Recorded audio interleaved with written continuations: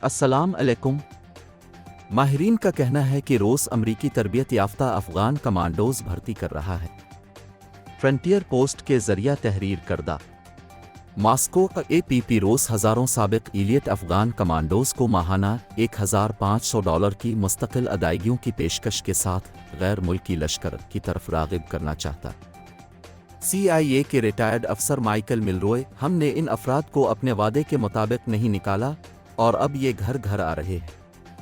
Afghan special forces के वो सिपाही जो अमरीकी फ़ौजियों के शाना बशाना लड़े थे और फिर गुज़िश्ता साल अमरीकी इन्खला के बाद ईरान फ़रार हो गए थे, अब उन्हें रूसी फ़ौज यूक्रेन में लड़ने के लिए भर्ती कर रही है। 3 साबिक अफगान जर्नलों ने दी एसोसिएटेड प्रेस को बताया। रूसी भर्ती अमरीकी फ़ौजियों की जानिब से महीनों की इंतबात के बाद हुई है, जिन्होंने अफगान स्पेशल फोर्सेस के साथ जंग की थी कि तालिबान उन्हें मारने का इरादा रखते हैं और वो जिंदा रहने, अपने साबिक इत्तेहादी के गुस्से से बाहर रहने के लिए अमरीकी दुश्मनों के साथ मिल सकते हैं।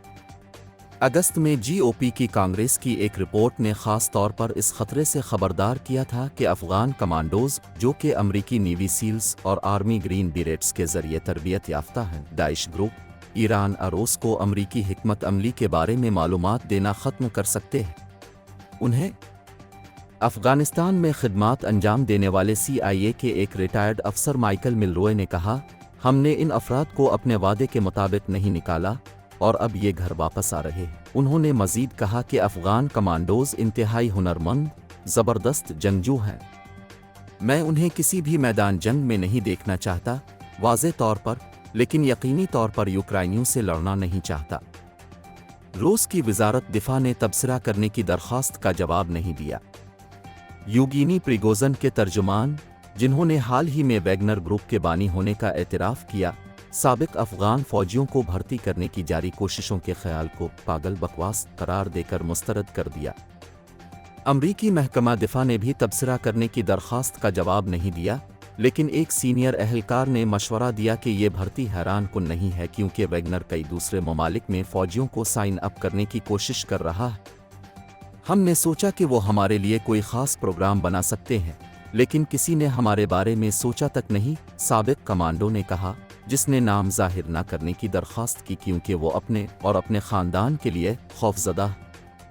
उन्होंने हम सब को तालिबान के हाथ में छोड़ दिया है।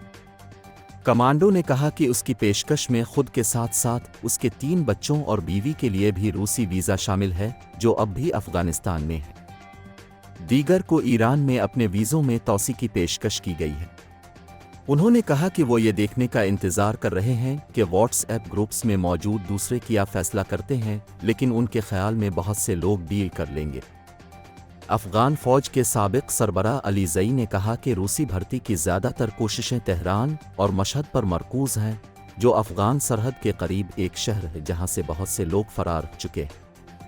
AP से बात करने वाले जनरलों में से किसी ने भी, बशमूल एक तीसरे अब्दुल जब्बार वफ़ा, ने नहीं कहा कि ईरान में उनके राबतों को मालूम है कि कितने ने इस पेशकश को कबूल किया है। अब 2 माह तक रूस में फ़ौजी तरबियत हासिल करते हैं और फिर अब जंग की सफ़ों में चले जाते हैं। ईरान में एक साबिक अफ़गान फ़ौजी ने अर्गनदीवाल को भेजा एक टेक्स्ट पैगाम पढ़। बहुत से अहलकार जा चुके हैं, लेकिन उनका अपने अहल खाना और दोस्तों से राबता बिल्कुल ख़त्म हो गया है। दुरुस्त अदाद व शुमार वाज़े नहीं है। एक अंदाजे के मुताबिक 20,000 से 30,000 अफ़गान स्पेशल फोर्सेस ने 2 दहाइयों पर मुहित जंग के दौरान अमरीकियों के साथ जंग की, और जब अमरीकी फ़ौज के अफ़गानिस्तान से इनखिला हुआ तो सिर्फ चंद 100 सीनियर अफसरान को हवाई जहाज़ से बाहर निकाला गया। चूँकि बहुत से अफ़गान कमांडोज़ अमरीकी फ़ौज के लिए बराह रास्त काम नहीं करते थे, इसलिए वो खुसूसी अमरीकी वीज़ों के अहल नहीं थे। वो वही थे जिन्होंने वाकई आखिरी लम्हे तक लड़ा, और उन्होंने कभी तालिबान से बात नहीं की।